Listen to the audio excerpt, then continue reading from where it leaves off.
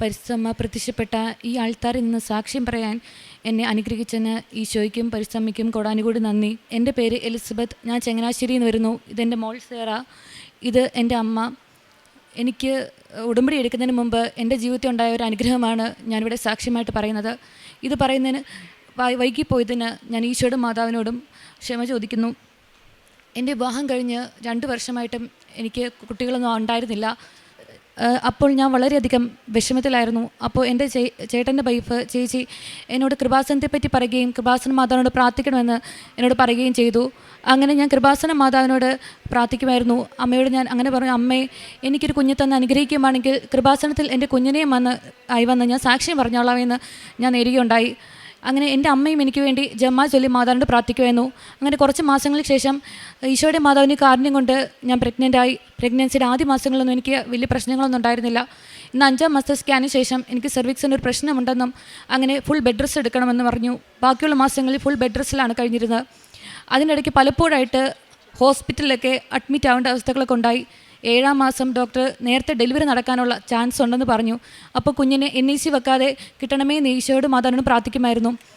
8-ാം മാസം എനിക്ക് പെട്ടെന്നൊരു പനി വരികയും അങ്ങനെ എനിക്ക് BP ചെറുതായിട്ടുണ്ടായിരുന്നു. എന്ന് 8-ാം മാസത്തെ പനിയോടെ എനിക്ക് BP വളരെയധികം കൂടി. അങ്ങനെ BPയുടെ മെഡിസിനൊക്കെ സ്റ്റാർട്ട് ചെയ്തു. അത് കഴിഞ്ഞ് 2-3 ദിവസം കഴിഞ്ഞ് ചെക്കപ്പിന് വരണമെന്ന് ഡോക്ടർ പറഞ്ഞിരുന്നു. അങ്ങനെ ചെക്കപ്പിന് ചെല്ലുമ്പോൾ BP വളരെയധികമായി കൂടുകയും അങ്ങനെ അവിടെ എന്നെ അഡ്മിറ്റ് ചെയ്യുകയും ചെയ്തു. ആ സമയത്ത് എനിക്ക് തലവേദനയും കൂടി ഉണ്ടായിരുന്നതിനാൽ എനിക്ക് ഫിക്സിന് ചാൻസ് ഉണ്ടെന്ന് മനസ്സിലാക്കി ഒരു ഫിക്സിനുള്ള മെഡിസിൻസൊക്കെ തന്നു. അത് കഴിഞ്ഞ ഉടനെ കുഞ്ഞിന് അനക്കം കുറയുകയും എൻ്റെ BP 200 വരെ ആകുകയും ചെയ്തു. അപ്പോൾ എമർജൻസി ആയിട്ട് എന്നെ സിസേറിയൻ ചെയ്യണമെന്ന് ഡോക്ടർ പറഞ്ഞു. അതിന് കുറച്ച് ആഴ്ചകൾക്ക് മുമ്പ് ഞാൻ സ്വപ്നം കാണുകയുണ്ടായി, ഡെലിവറി ടൈമിൽ എനിക്ക് എന്തോ സംഭവിക്കുന്നതായിട്ട്. അപ്പോൾ ഞാൻ സിസേറിന് കയറ്റുന്ന തൊട്ട് മുമ്പ് മാതാവിനോട് ഞാൻ പ്രാർത്ഥിച്ചു, അമ്മ, എനിക്ക് കൃപാസനത്തിൻ്റെ കുഞ്ഞിനെയുമായി വന്ന് എനിക്ക് സാക്ഷ്യം പറയാനുള്ളതാണ്. എൻ്റെ കുഞ്ഞിന് ജീവൻ ഒരു അബദ്ധമുണ്ട്, അത് അമ്മ കാത്തോണേന്ന് ഞാൻ പ്രാർത്ഥിച്ചിരുന്നു.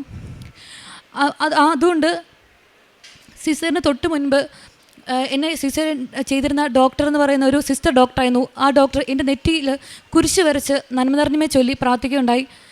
ഞാൻ സിസേറിയൻ സമയത്ത് മുഴുവൻ നന്മ നിറഞ്ഞമേ ചൊല്ലിക്കൊണ്ടേയിരുന്നു. എൻ്റെ അമ്മയും ആൻറ്റിമാരും എനിക്ക് വേണ്ടി ജപമാല ചൊല്ലി പ്രാർത്ഥിക്കുന്നുണ്ടായിരുന്നു. അങ്ങനെ യാതൊരു അബദ്ധം കൂടാതെ സിസേറിയൻ കഴിയുകയും കുഞ്ഞിനെ ഒരു അബദ്ധം കൂടാതെ ലഭിക്കുകയും ചെയ്തു. കുഞ്ഞിന് 8.5 മാസം ആയിരുന്നുള്ളെങ്കിലും കുഞ്ഞിന് ആവശ്യമുള്ള വെയിറ്റ് ഉണ്ടായതുകൊണ്ട് NIC വെക്കേണ്ട ആവശ്യവും വന്നില്ല. എന്നാലും എൻ്റെ ഡെലിവറി കഴിഞ്ഞിരുന്നെങ്കിലും എനിക്ക് BP നോർമൽ ആയിരുന്നില്ലാത്തതുകൊണ്ട് എനിക്ക് 3 ദിവസം ICU കഴിഞ്ഞിട്ട് വന്നു. എനിക്കൊരു കുഞ്ഞിനെ നൽകി അനുഗ്രഹിച്ചതിനും എൻ്റെ കുഞ്ഞിനെ ഒരു ആപത്തുണ്ടാതെ ഈശോയും മാതാവും കാത്തു സംരക്ഷിച്ചതിനും ഈശോയ്ക്കും മാതാവിനും കൊടാനുകൂടി നന്ദി. എനിക്കിവിടെ വരാനും ഈ സാക്ഷ്യം പറയാനും വളരെയധികം വൈകിപ്പോയതിന് ഈശോയുടെ മാതാവിനോട് ക്ഷമ ചോദിക്കുന്നു. ഞാൻ ഉടമ്പടി എടുക്കുന്നത് 2026 ഏപ്രിൽ 17-ാം തീയതിയാണ്. ഉടമ്പടി എടുത്തു കഴിഞ്ഞ് ഞാൻ മാതാവിനോട് പ്രാർത്ഥിക്കുമായിരുന്നു, എനിക്ക് മാതാവിൻ്റെ ഒരു സാന്നിധ്യം തരണമേ എന്നൊക്കെ. അങ്ങനെ ഒരു ദിവസം പ്രത്യക്ഷീകരണ പ്രാർത്ഥന ചെല്ലുന്ന സമയത്ത് തിരിയിൽ മാതാവിൻ്റെ രൂപം കാണുവാനും തിരുനാളിൽ മാതാവിൻ്റെ ഹൃദയം കാണുവാനും എനിക്ക് സാധിച്ചു. അതുപോലെ മാതാവിൻ്റെ സാന്നിധ്യവും എനിക്ക് അനുഭവപ്പെടുകയുണ്ടായി. അത് കഴിഞ്ഞ് ഉടമ്പടി നേർച്ച വസ്തുക്കളുടെ ഉപയോഗം വഴിയും ധാരാളം അനുഗ്രഹം ഉണ്ടായി. അതിലൊന്ന്, എൻ്റെ കാലിൽ വിരലിന് കുറേ നാളുകളായി ഒരു മരവിപ്പ് ഉണ്ടായിരുന്നു. പെട്ടെന്നൊരു ദിവസം കാലിൻ്റെ വിരലിന് നല്ല വേദന ഉണ്ടാകുകയും അതേ തുടർന്ന് ഞാൻ ഉടമ്പടി തൈലം കുരിശ് വരച്ച് വിശ്വാസപ്രമാണം ചൊല്ലി എൻ്റെ കാലിൽ തൂത്തു. അധികം താമസിക്കാതെ എൻ്റെ കാലിലെ വേദന പൂർണ്ണമായിട്ട് മാറി. അതുപോലെ കിണറ്റിൽ വെള്ളം വളരെയധികം താഴ്ന്നിരുന്നു. അതുപോലെ മോട്ടർ ഇടാൻ പോലും വെള്ളം ഉണ്ടായിരുന്നില്ല. അങ്ങനെ ഇരുന്ന സമയത്ത് ഉടമ്പടി ഉപ്പ് വിശ്വാസപ്രമാണം ചൊല്ലി കിണറ്റിൽ ഇട്ടു. പിറ്റേ ദിവസം മോട്ടർ ഇട്ടപ്പോൾ ധാരാളം വെള്ളം ലഭിക്കുകയും പിന്നെ വെള്ളത്തിന് ക്ഷാമം ഉണ്ടാകുകയും ചെയ്തില്ല. പ്രേക്ഷിത പ്രവർത്തനമായിട്ട് ചേരുന്ന കൃപാസന പത്രം ഞാൻ ഗവൺമെൻറ് ഹോസ്പിറ്റലുകളിലും പള്ളികളിലും കേട്ട് കൊടുക്കുമായിരുന്നു. പറ്റുന്നവരോടൊക്കെ ഈശോനെയും മാതാവിനെയും കുറിച്ചൊക്കെ പറയുമായിരുന്നു. കൃപാസന മാതാവിൻ്റെ അനുഗ്രഹങ്ങളെക്കുറിച്ചൊക്കെ പറയുമായിരുന്നു. കാരുണ്യപ്രവൃത്തിയായിട്ട് പാവങ്ങളെയൊക്കെ സഹായിക്കുമായിരുന്നു. പറ്റുന്ന സാമ്പത്തിക സഹായമൊക്കെ ചെയ്യുമായിരുന്നു. പ്രാർത്ഥന ഞായറാഴ്ചകൾ വിശുദ്ധ കുർബാന മുടക്കിയിരുന്നില്ല. അതുപോലെ തന്നെ അരമണിക്കൂർ ബൈബിൾ വായിക്കുകയും ജപമാല ചൊല്ലുകയും ഉടമ്പടി ധ്യാനം മുടക്കാതെ കൂടുകയും ചെയ്യുക. ഇത്രയും അനുഗ്രഹം നൽകുന്ന ഈശോയ്ക്ക് മദന കോടാനോട് നന്ദി. സങ്കീർത്തനങ്ങൾ 145, 18 മുതലുള്ള വാക്യങ്ങൾ. തന്നെ വിളിച്ചപേക്ഷിക്കുന്നവർക്ക്, ഹൃദയപരമാർത്ഥതയോടെ വിളിച്ചപേക്ഷിക്കുന്നവർക്ക് കർത്താവ് സമീപസ്ഥനാണ്.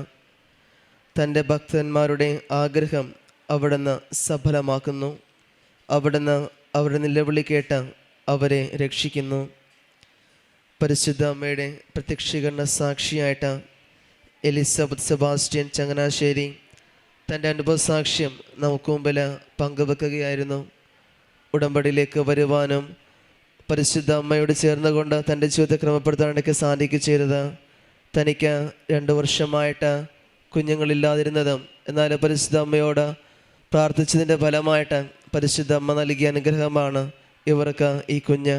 അത് ഉടമ്പടി എടുക്കുവാനും ഉടമ്പടിയിലേക്ക് കടന്നു. കാരണം ആദ്യം കുറച്ച് ദിവസങ്ങൾ കുഴപ്പമില്ലായിരുന്നെങ്കിലും 5-ാം മാസം മുതൽ തുടർച്ചയായിട്ടുള്ള തടസ്സങ്ങളും BP ഒക്കെ കുറേയും കാര്യങ്ങളൊക്കെ വരുമ്പോൾ പരിശുദ്ധ അമ്മയോട് ചേർന്നുകൊണ്ട് ഉറച്ച പ്രാർത്ഥന തന്നെയാണ് ഈ കുഞ്ഞുങ്ങളെ ലഭിക്കുവാനും യാതൊരു വിധമായ കുഴപ്പമില്ലാതെ കണ്ട് പരിശുദ്ധ അമ്മയുടെ വലിയൊരു സംരക്ഷണം ഈ കുടുംബത്തോട് ഉണ്ടായിരുന്നതും അത് തൻ്റെ ജീവിതത്തെ ഉടമ്പടിയിലേക്ക് ക്രമപ്പെടുത്തുവാനും പ്രാർത്ഥനയിലേക്ക് വളരുവാനും അതിനോട് ചേർന്നുകൊണ്ടാണെങ്കിലും തനിക്ക് നേരിട്ടിരുന്ന ചെറിയ ചെറിയ രോഗസൗഖ്യങ്ങൾ, അത് കാലിലെ മരവിപ്പാണെങ്കിലും അത് മറ്റു രീതിയിലുള്ള അസ്വസ്ഥതകളും അത് മാറാനൊക്കെ ആയിട്ട് സഹായിച്ചത് ഉടമ്പടി വസ്തുക്കളോട് ഉടമ്പടി തൈലത്തോടൊക്കെ ചേർത്ത് വെച്ച വിശ്വാസത്തോടെയുള്ള പ്രാർത്ഥനകൾ തന്നെയാണ്.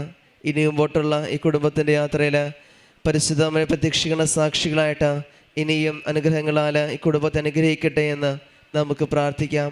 ഒപ്പം ഈ അൾത്താരയിൽ സാക്ഷ്യങ്ങൾ കേൾക്കുന്ന നമ്മുടെ ഓരോ നിയോഗങ്ങളിലും ആവശ്യങ്ങളും പരിശുദ്ധ അമ്മ നമ്മളെയും പ്രത്യക്ഷീകരണ സാക്ഷിയായിട്ട് മാറ്റട്ടെ എന്ന് നമുക്കും പ്രാർത്ഥിക്കുകയും ചെയ്യാം. അത്യപൂർവ ദൈവാനുഭവങ്ങൾ ഇനി നിങ്ങൾക്കും സ്വന്തം. ഈ യൂട്യൂബ് ചാനൽ ഇതുവരെ സബ്സ്ക്രൈബ് ചെയ്തിട്ടില്ലെങ്കിൽ ഇപ്പോൾ തന്നെ സബ്സ്ക്രൈബ് ചെയ്യുക. ഈ വീഡിയോ ഇപ്പോൾ തന്നെ നിങ്ങളുടെ സുഹൃത്തുക്കൾക്ക് ഷെയർ ചെയ്തുകൊണ്ട് കർത്താവിൻ്റെ പ്രേക്ഷിതരാകുക.